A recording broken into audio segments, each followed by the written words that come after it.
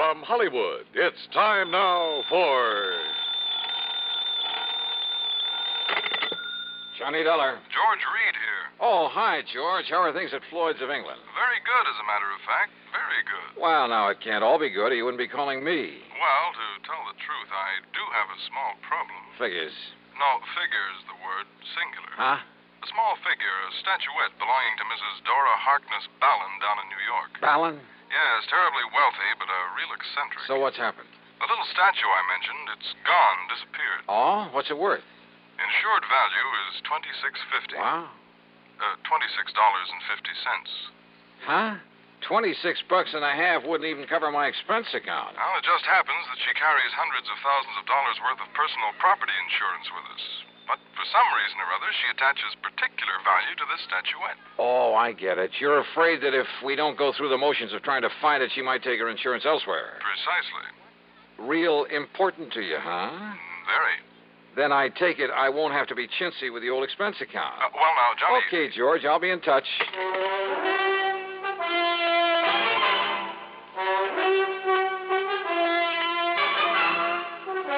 Bob Bailey in the intriguing adventures of the man with the action-packed expense account. America's fabulous freelance insurance investigator. Yours truly, Johnny Dollar.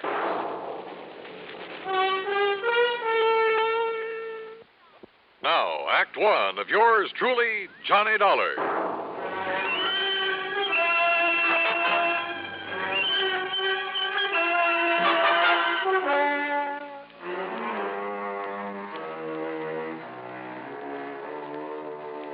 Expense account submitted by Special Investigator Johnny Dollar to Floyd's of England, North American Office, Hartford, Connecticut. Following is an account of expenses incurred during my investigation of the doting Dowager matter.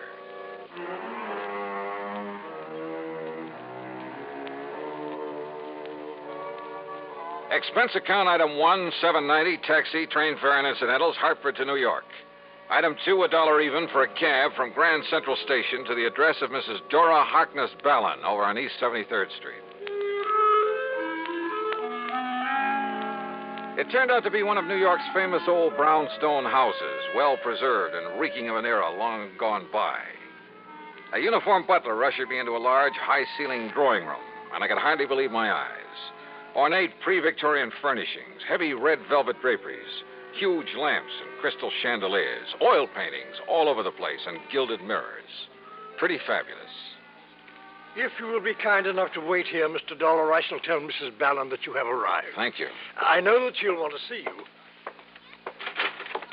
Oh, excuse me, Master Harold. It's all right, Higgins. Has the mail come in? Would you like me to check, sir? Yes, good idea. You know how Aunt Dora likes to see it the minute it gets here. Yes, sir. Yes, the mail. The dear old common everyday mail. You're here to see Mrs. Ballin? That's right. I'm Johnny Dollar. I'm Hal Winters, her nephew. Hi. Say, tell me something. Yes? About this little statue that's missing. You mean that little chunk of pot metal that's disappeared? Oh, is that what it is? Oh, yes, just a piece of junk. But a couple of months ago, Aunt Dora decided it looked like her grandfather when he was a general back in the Civil War. Oh? Why does she value it so highly? I expect the general was the only Ballin who had guts enough to do anything on his own. What do you mean? I mean, instead of just living off the family shipping fortune. So when she suddenly decided the statue looked like the general, Johnny Dollar, did you say? That's right. The insurance investigator? Yes. Well, now, why should she bother you with it? I don't know. Truly, Mr. Dollar, it's not worth it. If I were you, I'd forget it. Now, if you'll excuse me, I'd better see if the morning mail has arrived. Hal, just when did the statue disappear and from where? Tana discovered it missing from the reception room yesterday morning. Now, if you'll pardon me... Was the house broken into? Possibly. But there was no sign of it. How about guests? No, we haven't had guests for a week or more. How many servants are there? Mr. Dollar, perhaps there's something I'd better tell you about that statue. The statue of the general? I tell you, Mr. Dollar, you are Mr. Dollar, aren't you? Yes, ma'am. I tell you that if you don't find out who stole it and get it back, I'll cancel every bit of my insurance. Sit down. Thank you. Harold, my dear, ring for Higgins and have him see if the morning mail has come. I was about to go out and look for it myself, Tonto. Let Higgins do it. It's quite all right. I don't mind. I said let Higgins do it. Well, all right. But if you'll excuse me now. Oh? Why? Why, I'd like to go up to my room for a moment. To call up that girlfriend of yours again? Sit down. Yes, Tonto. You and that girl, that Nancy Gavin. She'd like to take you away from me, wouldn't she? Aunt Dora. Where would you go? What would you live on?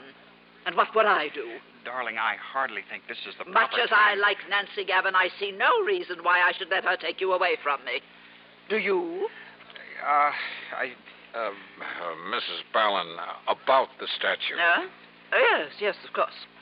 Mr. Dollar, you are to leave no stone unturned. Wow, now tell me. I beg your pardon, Mum. Oh, Higgins, why do you sneak in on us this way? Well, what is it? The mail just arrived, and knowing you'd want to see it. Give it to Harold. Yes, here, I'll letter, take ma'am? care of it.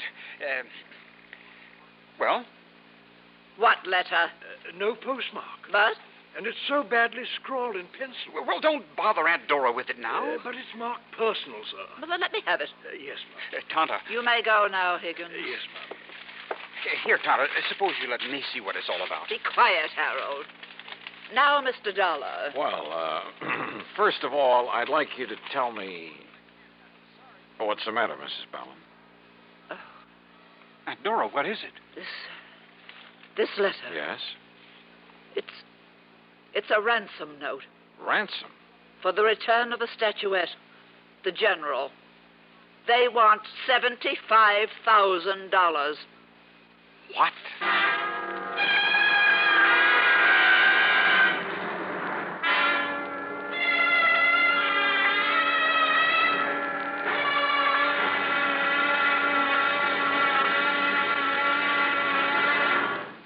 Act two of yours truly, Johnny Dollar, in a moment.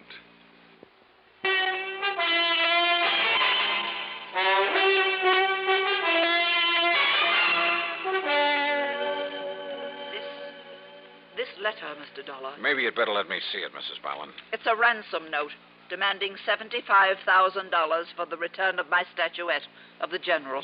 $75,000? Yes, Harold. Oh, they can't be serious. For that little piece of pot metal? Sure, they must be out of their minds. I beg your pardon. What? That statue means everything to me. It happens to be a memento of my grandfather, the famous General Horace Harkness Ballin. At least it looks like him. But good heavens, Aunt Dora, $75,000. Oh? Do you object because it will mean that much less for you when I die, Harold? Of course not. I wasn't even thinking of such a thing. Well, don't. At your age, with your lack of experience in getting along on your own, money like that would only do you harm. Would it? Yes. You'd probably leave me, strike out on your own, perhaps even marry, and heaven only knows what would happen. Mrs. Ballin, are you really serious about paying this ransom? I have the money. I have it right here in the safe. And if it will bring back the General... Look, why don't you let me see what I can do about it first? And have it destroyed? Destroy? Well, here, read the letter. It was the usual sort of thing, poorly written on cheap paper and scribbled in pencil. And it simply said that the money in unmarked bills was to be turned over to her nephew, Harold. That instructions for its delivery would be given to him later, secretly. That if he then divulged the place and manner in which he was to make the payment, his life would be in danger. Don't you see, Mr. Dollar? If we don't do as they say, they might kill him. It further said that if the police were brought in, the statue would be destroyed. I have no choice, Mr. Dollar. I'll pay the ransom. Tonto, Harold, you will take it to them, whoever they are, when you receive their instructions. they've threatened me. Only if we don't obey instructions. All right, now look, Mrs. Ballin. Yes, Tonto, listen to Mr. Dollar. I have told you I must have the General back at any cost. Very well. No one is to leave this house, except Harold, of course, when he is told to by the kidnapper. Mrs. Ballin, I won't let you do this. You what? It's utter nonsense for you to consider paying out that kind of money for a cheap little Cheap? piece of junk that can't possibly be worth anything to whoever took it. Except, perhaps, for its effect on you. I told you, young man, it's the one priceless memento I have of the great General Ballin. Yeah, you told me. Very well. You are here on my orders, are you not? Well, yes. All right. Then you will remain subject to my orders. Very well now. Hi, Oh. everybody. Nancy. Well, what's everybody looking so glum about? Hi, sweetie. Hello, Mrs. Ballin. Miss Gavin? Mr. Dollar, this is Nancy Gavin, a friend of Harold. Johnny, darling? Hi. Hey, I know about you. Nancy, dear. You come to find that whatchamacallit that Mrs. Ballin lost? It was stolen. Okay, stolen. And the kidnappers are demanding $75,000 ransom. That's easy. Pay it. I shall. And Nancy, you are to stay right here in this house until this whole thing is over with. Auntie, I don't mind that a bit. Do we, Hal? Forward, wench. Seriously, Auntie, when are you going to let Hal marry me? Get out on his own. And leave me? Do you think for 1 minute that my precious Harold would do that? Why don't you answer that, Hal? Mr. Dollar, this is none of your business. It has nothing whatsoever to do with the reason for your being here. You know something, Mrs. Ballin? I'm beginning to think you're wrong. You came here to find the statue that was stolen from me. That's right. And maybe I'm on the track of it now. So how about it, Hal? Would you leave your aunt if you could? It was a wild guess, but the more I thought about it, the more I decided that Harold Winter's answer might solve this case for me. Yeah? And that Mrs. Ballin would be pretty shocked when I put my finger on the thief, the writer of that ransom note. But you know something? I was dead wrong.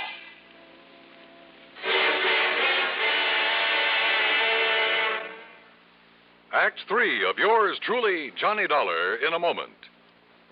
And now, Act 3 of yours truly, Johnny Dollar, and the doting Dowager matter.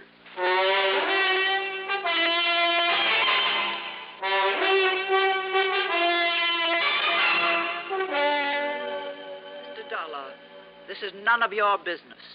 It has nothing whatsoever to do with the reason for your being here. You know something, Mrs. Ballin? I'm beginning to think you're wrong. So answer the question, Hal. Would you leave your aunt if you could? Yes. Yes, I would. What? You bet he would, Aunt Dora. You know he would. If you'd just break down and admit he's no longer a child to be tied to your apron string. Nancy. Give him a break and enough money to get by for a week or two, and he'll show you. Don't you want him to amount to anything? Of course I do. Well, he can't as long as you keep him tied up to you this way. But he needs me. Does he? Maybe he needs somebody like me. Somebody who loves him and will help him get somewhere. Help him to accomplish the things he can accomplish. You do love him, don't you? You bet I do. But so do I. And he loves me. He'd love you a lot more if he weren't so tied down to you. Harold? It's true, Aunt Dora. I never knew you even thought about leaving me. About going out on your own, as you put it. Because you never gave me a chance. Because you never thought of anyone but yourself. I'm sorry, Mr. Dollar. What? I mean that you've had to become involved in a family fight. Well, I'm not. Because now I think I know where to look for that statuette. Oh? Well, I wish you luck. Come, Nancy, I want to talk to you. Sure, honey, I want to talk to you, too. Now, wait just a minute. No, Mr. Dollar, let them go. Yeah, but- because I want to talk to you. Now, look. Isn't it pretty obvious? I knew that something was wrong when I first got here. Hal hadn't known you were going to call me in. So that when he saw me here... You didn't? No. It was my kind, thoughtful butler Higgins who called your insurance company. And he shouldn't have. The fact remains that when Hal saw me here, he tried to stop that ransom note he'd planted in your mail. Oh, now, wait, Now, please. about that ransom note. It was badly written, much too badly written, by someone who was trying to hide his identity. I'll wager that paper it was scribbled on came from right here in this house.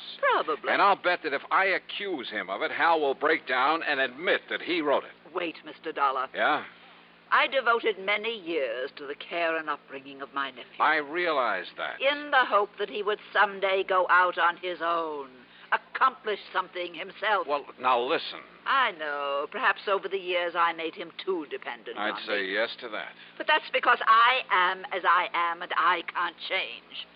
But I kept hoping that he would change. That somehow, sometime, he would make just one desperate move to break away from me. But it would have to be of his own doing. So? For years, people have called me eccentric, and I've enjoyed the reputation. So I made a fuss over that cheap little statuette that I picked up in Coney Island one time as a child. Huh? Of course. That was the only sentimental value it had.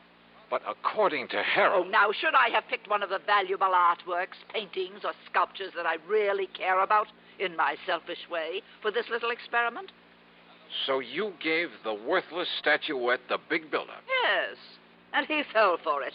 He believed that if it was stolen, I'd give almost anything to get it back.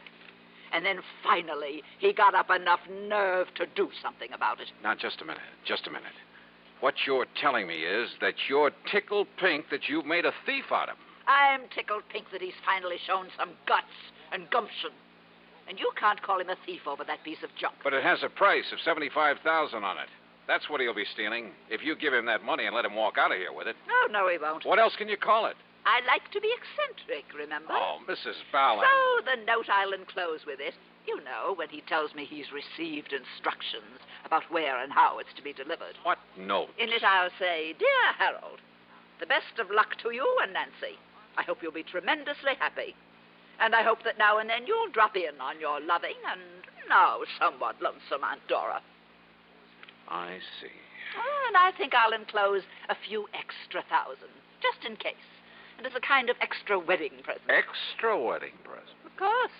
The statuette. I certainly don't want them to bring that atrocity back here. Oh, no, don't. Wait. Yes, dear? I just wondered if Mr. Dollar has decided how he wants to proceed with his investigation. Well, Mr. Dollar? Hal, after getting what information I could from your aunt, what little information I could, Yes? Hal, I've decided to give up the case. Yes, Harold. You may as well show Mr. Dollar to the door. Whatever you say, Tonto. Yeah. Goodbye, Mrs. Ballin. Oh, and maybe you'd better phone the insurance company about the extra fee I'm to get on this case. Oh, I did. Right after Higgins told me he'd called them. But if he's giving up the case, dear. Show him to the door, Harold. Yes. This way, Mr. Dollar. Yeah. Thanks. Now, you listen, Hal. I can tell by your look that you've learned something, Mr. Dollar. I have. Perhaps even more than I know. So, look here. Huh? Do you think this will do for the sequel to the ransom note? What? You know, the instructions about where I'm to take the money. Oh, now, wait a minute. You mean to say... You mean you knew... Are you kidding? That's why I tried to discourage you in the beginning. But will somebody please tell me why? Tata, just being herself. You don't think for a minute she'd have just handed me the money, would have admitted she wants Nancy and me to get hitched. Don't you see? That would spoil her reputation for being an eccentric. Oh, and if you like, I'll send you the statuette when this is all over, as a souvenir. Well, I'll be...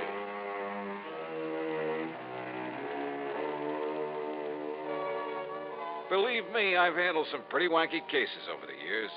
But this was by long odds the wackiest. And yet, why complain when it's a good living? Expense account total, including all the incidentals I could think of, and fare back to Hartford. What? $17.80. Tommy. Yours truly, Johnny Dollar.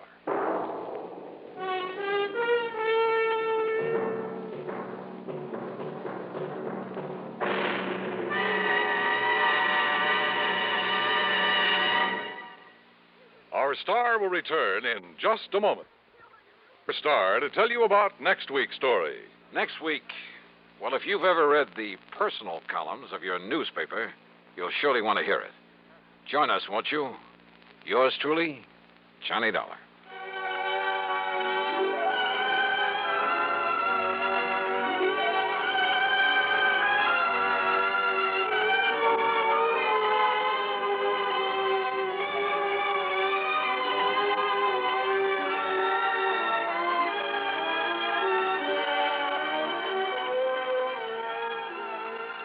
truly, Johnny Dollar, starring Bob Bailey, originates in Hollywood and is written, produced, and directed by Jack Johnstone. Heard in our cast were Virginia Gregg, Eleanor Audley, G. Stanley Jones, Eric Snowden, and Sam Edwards. Be sure to join us next week